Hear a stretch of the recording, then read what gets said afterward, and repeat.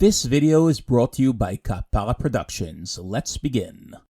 In Hebrew, we have two similar words, HaKarov and HaBa. But what's the difference between the two? Well, I'm happy you asked. Let's dive into it, shall we? When scheduling an appointment or a meeting with someone, we all know how important it is to make sure we're all on the same page, and we both fully understand when the meeting is scheduled for. Trust me, I know. It happened to me a few times in my career. Back to our topic, when scheduling an appointment or a meeting, make sure to use HaKarov as the closer option and HaBa as the next or the following option. Examples. החתונה תהיה ביום שלישי הקרוב או ביום שלישי הבא. Will the wedding take place this Tuesday or next Tuesday? אנחנו לא בבית בשבת הקרובה, תבואו בשבת הבאה. We're not at home on the upcoming Shabbat, come by next Shabbat. Continue watching my other videos to learn more important concepts in Hebrew. Until next time, yalla bye!